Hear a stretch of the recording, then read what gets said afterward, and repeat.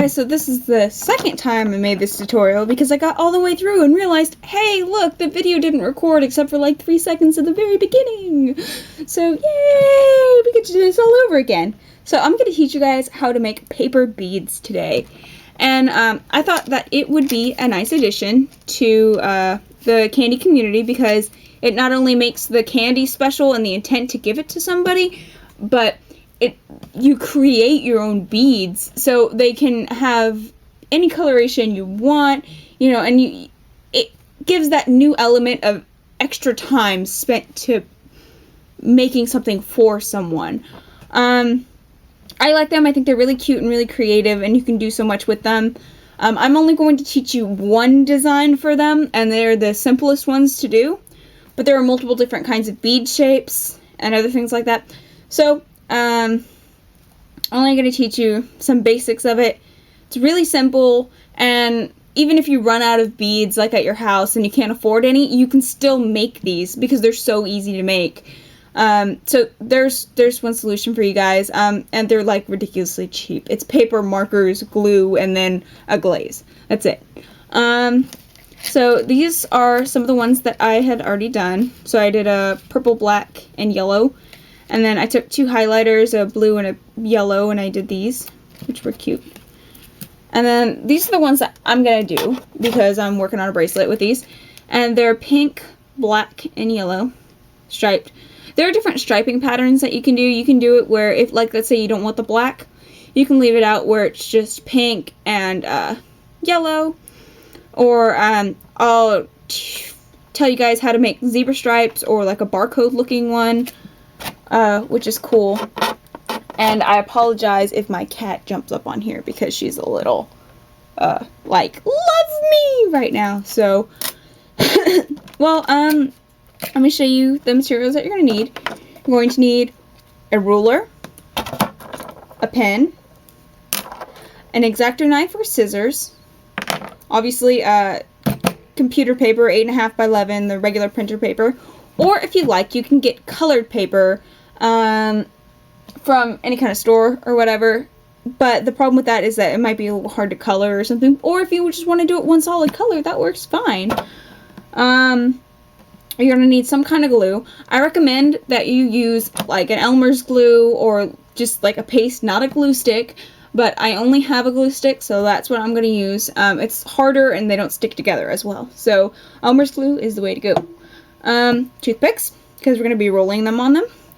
And then markers or whatever you're going to use, I recommend you use Sharpies because when you get glue on them or when you put the glaze on them, they don't run. They don't get ruined.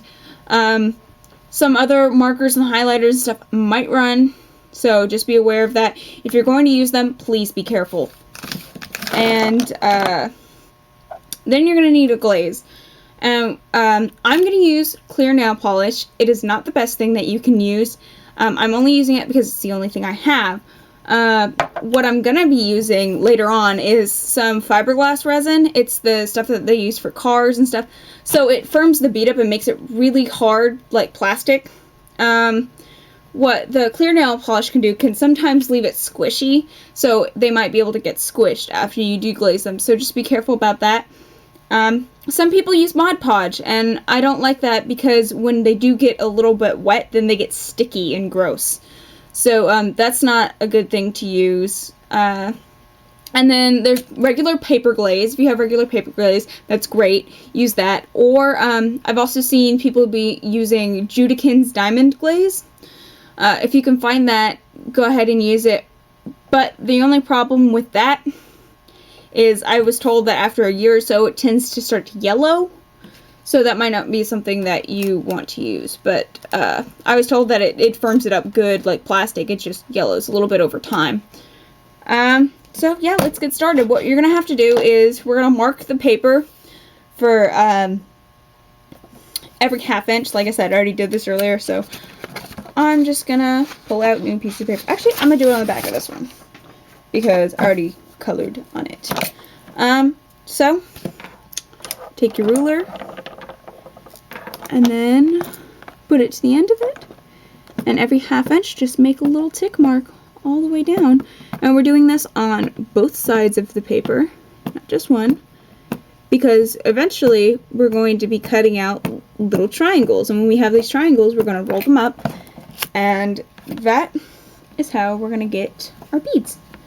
So you do that all the way up, blah, blah, blah. You've seen it. Not hard to do. So I'm going to pull this one back because it's already done. So, after you've got your tick marks on both sides, we're going to be making triangles like this, where they're bigger on one end and smaller on the other end. So that when you make your beads, they're bigger in the middle and they get smaller towards the end. So you're going to take your ruler, and we're going to end up moving it and alternating ends, and I'll show you how to do that so you make the most out of your paper. You take the top part of your ruler and you line it up with the first tick mark. And you're going to take the bottom part of your ruler and line it up with the bottom corner. So you make your line, and that makes a triangle.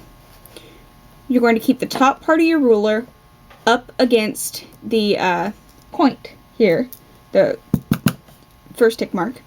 And the only thing you're going to move is your bottom one, and you're moving that up from the bottom corner up to the first tick mark. So this is going to make another triangle. Keeping the ruler on the bottom tick mark, move it up to the next one. So you've got another triangle. And all you do is alternate which side you move till you're done. And you've got your triangles. And then you just cut them out.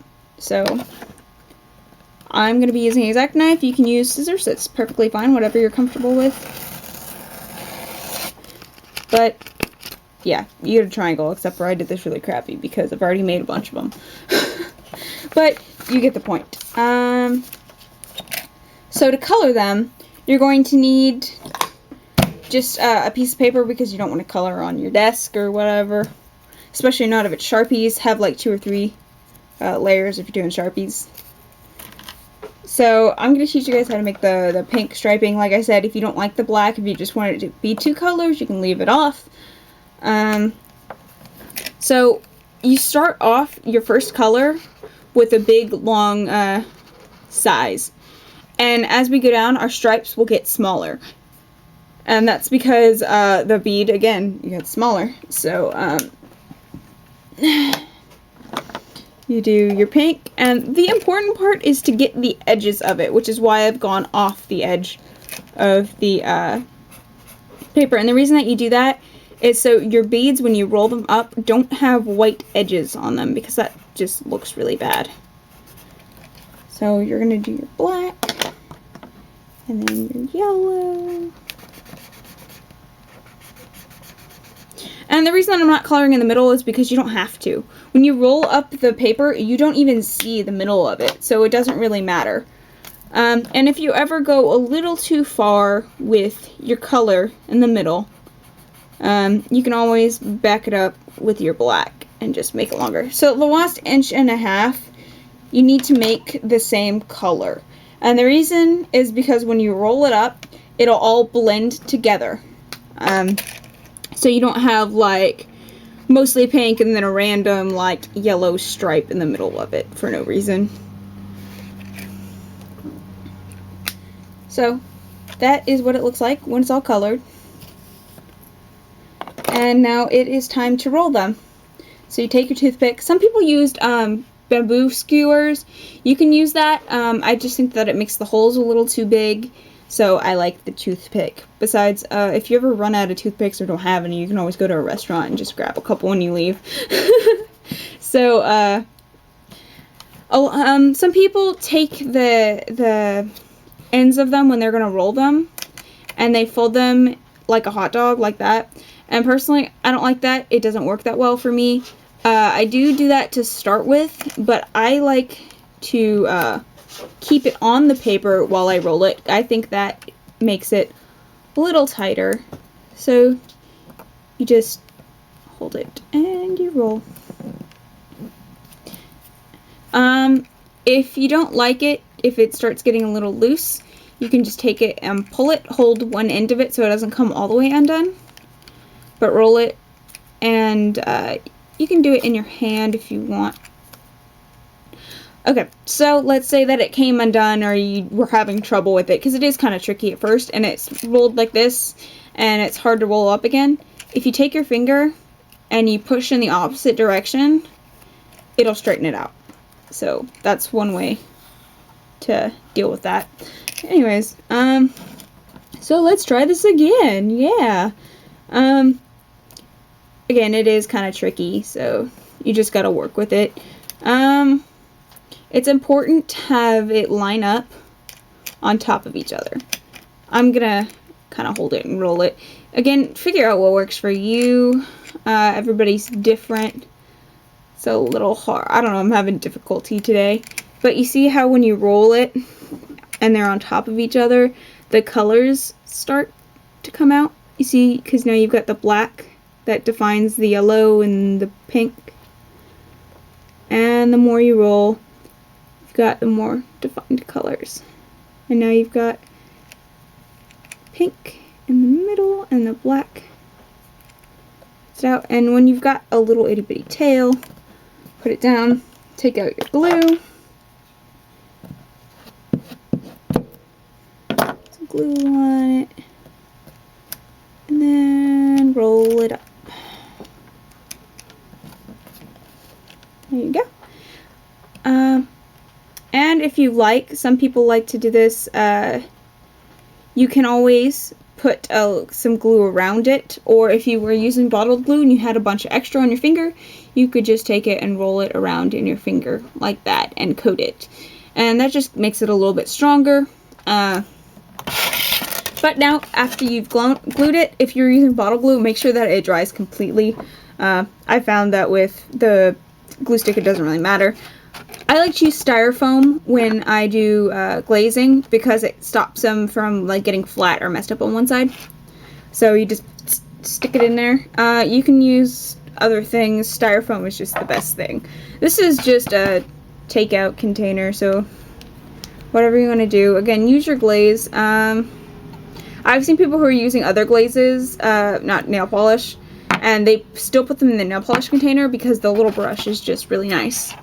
And so you just wrap it around it, turn it as you do, and make sure you get the whole thing. Again, we're going to do 3 coats of this, so it doesn't have to be super thick, nothing like that, just enough so that you coat it and it's going to get shiny and protect it. So, let that dry for a second, and again, the sky's the limit. How you do the, like zebra stripe ones. Move this out of the way for a second. Zebra stripe is the, was it this one? I'm pretty sure it was the uniform one, where it gets, you've got the big stripes, and then it just decreases as you go down.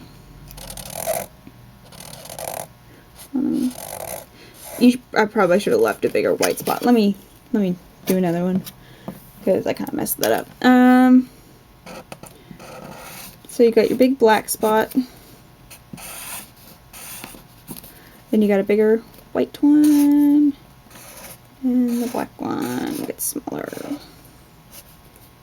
Then you leave some white space, and then you do black. So you've got like this. This is your zebra stripe one, and then you've got the random striping, which looks like a barcode. And how you do that is you do random stripes all over, alternating, any kind. Any color, doesn't really matter, doesn't matter about the size, just kind of color in the tip so it blends a little bit. So you've got the random striping, the zebra striping, you've got the one that I showed you with the defined black and the sections are defined, And then if you leave off the black and just do like the pink and the yellow, you've got the 2 colors, which are just 2 colors. And so we're doing another coat on this. And again, like I said, I thought that this would just leave a nicer, and like I said in the beginning, I just thought that this would be a nice addition to Kandi. If you guys don't like it, don't do it. That's fine. I just thought adding a new dimension to like the depth of it and what it means to people was a really, really, really nice thing. If you guys like this and you want to learn how to do different shapes and different kinds of paper beads, I can do tutorials on those too. Just let me know. Leave me comments below, talk to me, because I do talk to you guys. And you guys seem to be like amazed that I reply to comments and stuff. But yes, I do. I talk to everybody. So, yeah, just keep that in mind. If you have any questions, let me know, and I'll try to answer them. But you do your 3rd and final coat of glaze, and you are done after it completely dries. So, I hope that this tutorial was helpful and you guys liked it, and I will talk to you later. Bye!